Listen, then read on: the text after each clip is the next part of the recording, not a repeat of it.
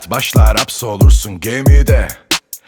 Bilim ambul derler sen kal geride. İstiyorlar hep saymamı yerimde. Bekliyorlar okyanusun dibine, batırıp derine geçmek yerime. Kolay değil moruk, işlemiş bu derime. Sorun yok, sana bir sorum yok. Konu sen olunca cevap basit, yorum yok. Hey dur dinle. Seviye NBA, Cedi Osman, King James. Duvara toslar Ege derler buraya fazla. Sen ne dersin, etrafımda dans edersin. Rocks sendelersin, yerimde olsam pes edersin. Fark hissedersin, içten hissedersin. Bizde hile bastır, gerçekler esastır. Yaşarım rönesansı, her dem frekansım net. Derler çok kralsın, siktir et üstü kalsın. Bana hevesleniyor, benimle besleniyor. Sonra da bileniyor, olmayınca güceniyor. Yok olup da gidiyor, aklım buna şaşıyor.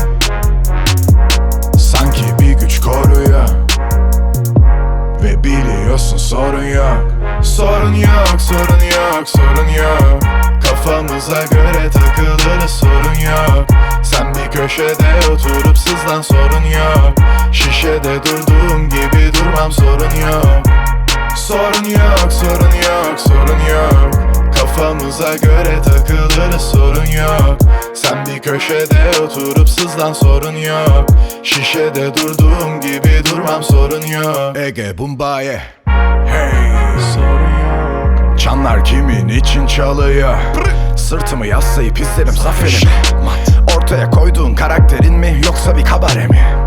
Ele verir tavrın, usta mısın sen yoksa bir talebe mi? Otur, kahve ise hip hop sert, siyah benim onun kafeini. Çarpıyor kalbin çarpıyor, çat pat sallarım kalemimi. As bayrakları as as as, sahnenin üstünde kasman tarz. Elimde saz diye tutmam pas, ben durmam tam gaz. Yola devam. Bana hevesleniyor, bana hevesleniyor.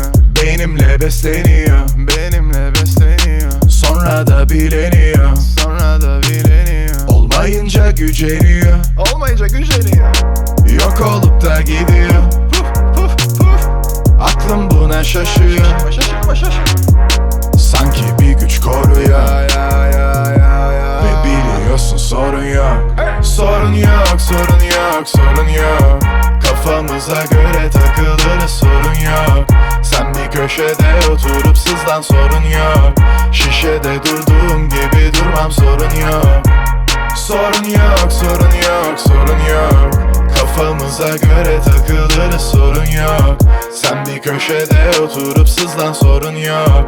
Şişede durduğum gibi durmam, sorun yok.